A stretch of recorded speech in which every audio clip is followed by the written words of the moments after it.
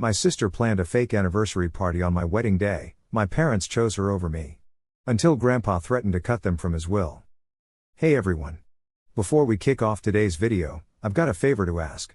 We've noticed our channel isn't getting as much love lately, and subscribing is one of the easiest ways you can help us out. It's quick, free, and it means we can keep bringing you awesome content. Your support really means a lot, so let's work together to keep this channel growing. Thanks a bunch. Now, let's dive into the video. My sister and I have always had a bit of a rocky relationship. She's 28, I'm 26, and growing up, our parents definitely showed her more favoritism. She got the bigger bedroom, the latest clothes, and loads of attention at every big moment. It was tough, but I decided to focus on my own life instead of chasing their approval.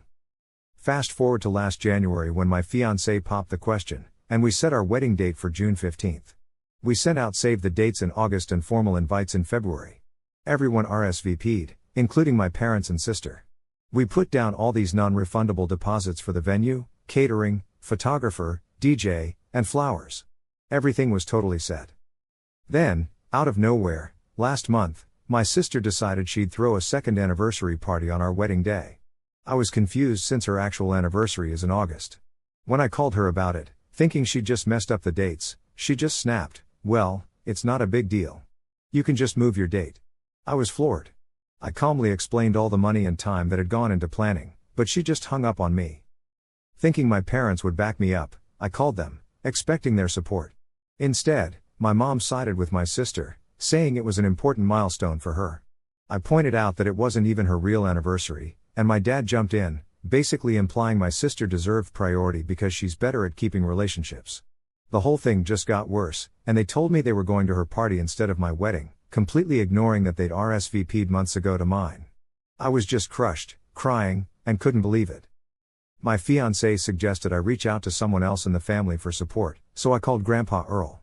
He's always been super supportive even though he's had health issues like a heart attack last year. He was planning to come to our wedding despite the 3-hour drive. When I filled him in, he was furious.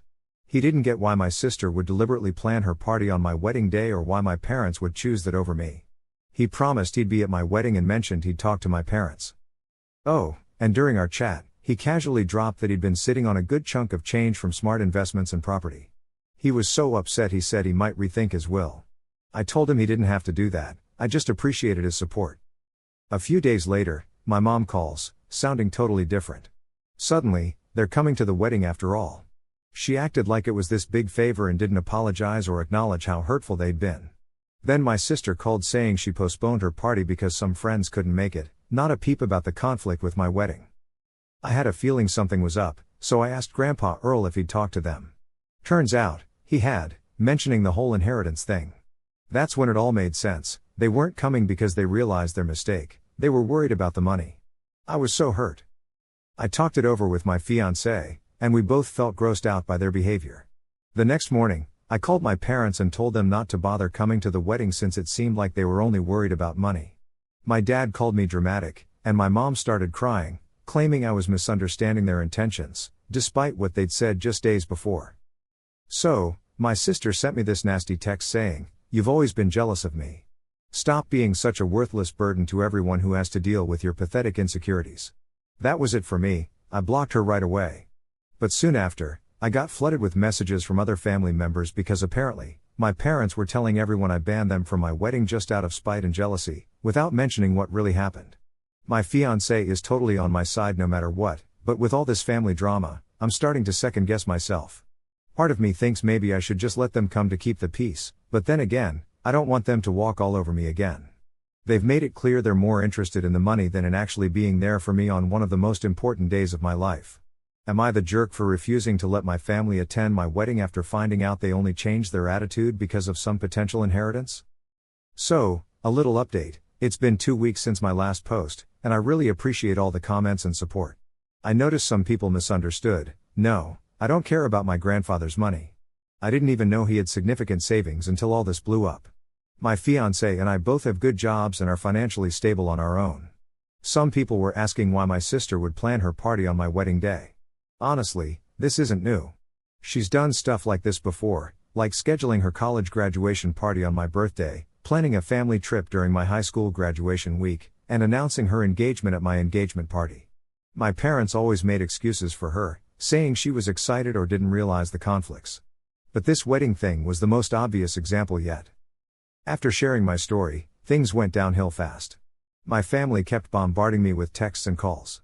My mom called crying every day, sometimes multiple times, starting normal but then sobbing about how I was breaking her heart. These calls would last forever unless I found a way to hang up. My sister's texts were getting nastier, and I was blown away by her anger, especially since she was the one trying to mess with my wedding plans. Even my future mother-in-law, who had stayed out of the drama, got calls from my mom asking her to talk some sense into me. Thankfully, my fiancé's family had my back and didn't pressure me. But the stress was really getting to me. I wasn't sleeping, couldn't focus at work, and was having anxiety attacks whenever my phone rang. My boss noticed I was slipping and pulled me aside to ask if I was okay. I had to explain it was family drama related to my wedding. He was understanding but reminded me I needed to handle my work too. One night was particularly rough. I couldn't sleep at all, and my fiancé found me crying in the bathroom at 3 a.m. He suggested that letting them attend the wedding might ease the harassment and that we could just keep our distance from them at the event. As much as I hated the idea, he had a point. The wedding was just days away, and I couldn't handle the pressure anymore. So against my better judgment, I called my parents the next day and said they could come. I made it clear it didn't mean I was okay with how they treated me but hoped we could keep things civil for one day. As soon as I called, my mom stopped crying and said, "Well, I'm glad you finally came to your senses." My dad just said, "Good. That's what families do." My sister didn't even bother to reply to my text saying she could come. It was like they felt entitled all along. Even though I initially wanted to skip dealing with them, I focused on last-minute wedding details and tried to mentally prepare to see my family. My bridesmaids, who knew the whole story, promised to step in if things got tense. My maid of honor even came up with a secret signal to rescue me from any awkward conversations. On the wedding day, I had this mix of excitement about marrying the love of my life and dread about facing my family. My bridesmaids showed up early to help with hair and makeup, bringing champagne and breakfast to keep the vibes positive. They kept me laughing and distracted while we got ready. When my mom finally arrived at the bridal suite, we were just finishing up with makeup. She immediately started criticizing the hairstylist and suggested I should have picked a different style. My maid of honor smoothly stepped in, saying the photographer needed us for some pre-ceremony shots, and got my mom out of the room. The ceremony was beautiful despite the underlying tension. I just focused on my fiancé's face. So, there I was, walking down the aisle with my dad next to me, but honestly, I barely even registered his presence. We agreed he'd walk me down to keep the peace and avoid any extra drama, but we skipped the whole "who gives this woman" bit in the ceremony. Grandpa Earl was right up front, insisting on being there even though his doctor told him not to travel because of his heart problems. Seeing his big, proud smile really helped me focus and not dwell on why my parents and sister were really there. At the reception, I couldn't help but notice my parents and sister constantly buzzing around Grandpa Earl. They were all over him, bringing drinks, showing off phone pics, and oddly attentive, while pretty much ignoring me unless others were watching. It was so blatant that some guests even mentioned it to me afterwards. My dad's toast was short and more about family unity and forgiveness rather than celebrating our marriage. It felt like a PR stunt instead of genuine happiness for us. My sister, on the other hand, looked totally bored, glued to her phone during the speeches. I decided to focus on my new husband, our friends, and especially Grandpa Earl. I spent as much time as I could with him, listening to his stories from back in the day. He also tossed in some marriage advice that had us laughing and tearing up. Those moments with him were definitely the highlight of my reception. He stayed longer than anyone expected, saying he wouldn't miss celebrating his favorite granddaughter's wedding for the world. We jetted off to Hawaii the next day for our honeymoon, a trip we had been saving for since our engagement. Getting away from all the family drama was just what we needed. Fast forward to a week after we got back, and I got a call from my mom. After some chit-chat about the wedding and honeymoon, she dropped the real reason she called. "Your grandfather seemed cold towards us at the wedding. Can you talk to him for us?" I decided to cut to the chase. "Are you asking me to convince Grandpa Earl not to cut you out of his will?" She hesitated, then said, "Well, we did come to your wedding like you wanted. I think you owe us that much." I reminded her that they only came to protect their inheritance after picking my sister's fake anniversary party first. I told her I wasn't going to help them play games with Grandpa. She hung up without saying another word. Next, my dad called, and he was immediately on the offensive. "After everything we've done for you, this is how you repay us? By turning your grandfather against us?" When I called out their obvious favoritism of my sister, he blew up and hung up on me. My sister's text was straight to the point: "You're selfish. If we lose our inheritance because of you, you'll regret it." That's when I blocked all their numbers. I had unblocked my sister just before the wedding, but enough was enough. My husband has been amazing, constantly reminding me I don't owe them anything after how they've treated me. We agreed to take some time to sort everything out before making any big decisions about my family. Update: fast forward a month since my last update, and a lot of people have asked why I didn't cut ties with them sooner. Honestly, it's tough to let go of family, even when they hurt you. I kept hoping they'd come around, but it was more wishful thinking. Good memories mixed with the bad made it hard to cut them off. After blocking them, they found other ways to get to me. My mom started bombarding me with emails full of guilt trips and anger. My dad called my work 3 times until my boss told the receptionist to stop putting his calls through. He even came to our apartment once when we weren't home, leaving a note that demanded I call him about important family business. My sister went on social media, dropping vague but clear hints about me being ungrateful and manipulative. She even contacted our mutual friends, telling them I was having mental health issues and needed help. Luckily, those friends knew better and checked in with me directly instead of believing her. Eventually, my husband had to block their numbers, too. Dad called him at work, and my sister sent him threatening texts. They even reached out to college and high school friends I hadn't talked to in years, leaving them confused and asking me what was up. It was embarrassing having to explain the whole mess to people I wasn't close to anymore. Then, one Saturday morning, my parents showed up at our place out of the blue. We were home but didn't open the door. They stood there knocking for what felt like forever before finally leaving. Later, a neighbor asked if everything was okay since they overheard my parents at the door. "It's just been wild, but we're hanging in there." So, my family started acting all worried about my mental health and even mentioned calling the cops for a wellness check. Suddenly, they were super eager to chat with me, kind of funny since they barely cared about my wedding before. Their sudden interest just made me realize I'd done the right thing by cutting ties with them. Around this time, Grandpa Earl gave me a call to see how I was doing, and we ended up having a long chat about everything that went down. He mentioned something that really put things in perspective. After my wedding, my parents and sister met up with him. He thought they were going to apologize for their behavior, but instead, they just spent the whole time grilling him about his will and financial plans. They were so obvious about it, like, not even trying to hide what they were after. Grandpa Earl said my dad was specifically asking about who gets what, and my sister was curious if he'd thought about setting up a trust for her future kids. My mom even talked about her home renovation plans and hinted that getting an advance on their inheritance would be really handy. Grandpa was so disgusted by their behavior, he decided to change his will. He cut them out entirely and redirected their share to me. I felt awkward about it and told him not to rush into such a big decision just because of this, but he was firm. "I've been watching how they've treated you for years," he said. "The wedding was just the last straw. You're the only one who visits me without wanting something in return. The rest only show up when they need cash or think I might be changing my will." I asked Grandpa not to spill the beans about the will changes yet because I wanted to dodge more drama for the moment. He agreed but made it clear he was going ahead with the changes, no matter what. Then, 2 days later, I got a delightful email from my mom titled "We Know What You Did." The email accused me of twisting Grandpa's arm against them and even threatened legal drama if I didn't fix the situation. Somehow, they figured out about Grandpa's will change, despite him promising to keep it under wraps. When I rang up Grandpa Earl to find out what happened, he told me his lawyer reached out with some questions about the will changes. During this, his assistant accidentally called my parents instead of him to confirm an appointment, and they pieced everything together from there. After that, things got heated, with them accusing me of turning Grandpa against them. My mom sent emails claiming I'd poisoned Grandpa's mind, and my sister even plastered accusations all over social media, calling me a gold-digging traitor. I called Grandpa to give him a heads up about all this, but he just laughed. "They can say whatever they want," he said. "I know the truth, and so do you.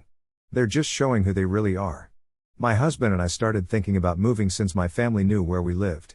Our lease still had 6 months to go, but we began checking out other apartments in different neighborhoods. Some friends even offered us a place to stay if things got out of hand or if we felt unsafe. I also got in touch with a lawyer about possibly getting a restraining order. She suggested documenting all the contact attempts and said we might have a case for harassment if their behavior kept up or got worse. So I began keeping a detailed log of every call, email, text, and visit, just in case. My husband was worried about how all this was affecting me. I wasn't sleeping well and had lost weight from stress.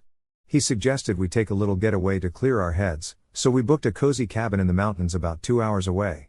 Getting a break from all the chaos was just what we needed. Update 3, it's been 2 weeks since my last update. A lot of you recommended getting security cameras, so we did, especially after my parents popped up unannounced for the third time. We got a video doorbell for the front door and put a small camera in the hallway outside our apartment. Our landlord was cool with it once we explained the situation. The cameras came in handy almost right away. My mom showed up the day after we set them up, ringing the doorbell nonstop and then yelling through the door when we didn't answer. The whole scene was caught on camera, including her threats to call the cops if I didn't stop this nonsense and talk to your family like an adult. My sister came by a couple of days later with her husband, who looked super uncomfortable being there. She knocked more politely, but then started snapping pictures of our door in the hallway with her phone. When a neighbor asked what she was doing, she claimed she was worried about me and thinking about hiring a private investigator to check up on me. Our neighbor, who we'd filled in on the situation, told her to leave or he'd call building security. Yesterday, I got some legal documents in the mail. My parents and sister are going all out, suing me, claiming I manipulated Grandpa Earl into changing his will with undue influence. So, there's this whole drama going on where my parents and sister are trying to overturn Grandpa Earl's will changes and get some cash for emotional damage. I was totally shocked they'd go to such lengths. I immediately called Grandpa Earl to check in, worried about the stress affecting his health. But guess what? He just laughed it off, calling them delusional rats for thinking they could sue their way out of their own bad behavior.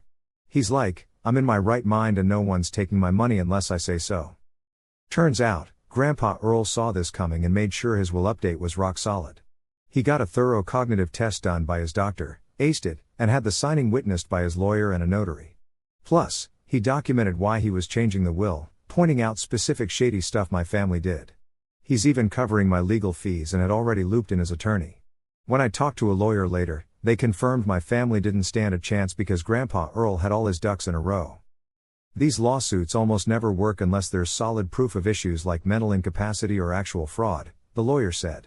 Your grandpa's been super meticulous about everything, so I'm confident this will get thrown out, it'll just take some time. But honestly, the worst part? They're painting me as this greedy, manipulative person because Grandpa changed his will. They claim I isolated him when, in reality, they rarely visited him even before any of this. They accuse me of lying to him when all I did was tell the truth about what went down with the wedding plans. It's so hurtful to see these lies in legal documents. As I read their lawsuit, it was clear they were desperate and reaching. They just can't handle that Grandpa made his own decisions based on their actions. My husband thought we should countersue for harassment, but I just want this to end. Grandpa's lawyer thinks the case will get dismissed soon, so we're just focusing on our defense. We're keeping records of any contact attempts and not engaging with them to avoid any drama. The day after we got the lawsuit, I got a text from an unknown number. It was my sister using a friend's phone. She wrote, "You think you're so clever? Just wait until this hits court, everyone will see the real you." I didn't bother replying and blocked the number. We're now prepping our response with Grandpa Earl's lawyer, who thinks it'll be a win for us, but it could take several months. Meanwhile, we're trying to keep life as normal as possible, despite the stress hanging over us. Update, the lawsuit got tossed out 3 months later, just like Grandpa's lawyer said. The judge didn't even let it go to a full trial, throwing it out after going through all the evidence. The judge said there wasn't any believable evidence showing Grandpa wasn't in his right mind or that he was coerced. Grandpa testified at a preliminary hearing, and he was sharp as a tack, explaining exactly why he changed his will. The judge was impressed with his detailed records and medical proof of his mental health. Turns out, my parents and sister spent a ton on a fancy lawyer who kept telling them they had a strong case, despite all signs pointing otherwise. Word around town is they were sure they'd overturn the will and get a payout. When the judge dismissed their case, it was a huge shock to them. Their lawyer had apparently just been raking in fees while knowing they had no leg to stand on. They even filed a complaint against him, but it was tossed out. 2 weeks after losing, my mom emailed me saying they'd been swindled by their lawyer, spent all their savings on legal fees, and were now financially strapped. She asked if I'd help out since I'd eventually inherit Grandpa's money. I didn't respond. Then my dad called Grandpa Earl directly, asking for a loan to get back on their feet, blaming their mess on bad legal advice. Grandpa told him, "If you contact me or..." and left it at that. So, there was this whole drama with my dad threatening to see my granddaughter again, saying the next step would be slapping a restraining order on him. But my dad just brushed it off and called the very next day. Grandpa Earl wasn't having any of it and didn't pick up the phone. Instead, He got his lawyer to send a cease and desist letter. That seemed to do the trick, and they finally stopped bugging him. My sister, though, wasn't quite ready to give up. She tried one last time to get through to me using a mutual friend to deliver a message. She said she wanted to clear the air and fix things between us. Our friend, who was well aware of the whole backstory, asked if I wanted to respond. But I decided not to because every time my sister talks about fixing things, it usually means I have to apologize for stuff I didn't even do. Since then, life has been a lot more chill. No more unexpected visits, no messages relayed through friends, and definitely no social media drama. It seems like they've finally realized their actions have real consequences. Grandpa Earl's health is steady, and I make sure to visit him every week. We've actually gotten closer through all this. So, yeah, that's the scoop. Thanks for sticking with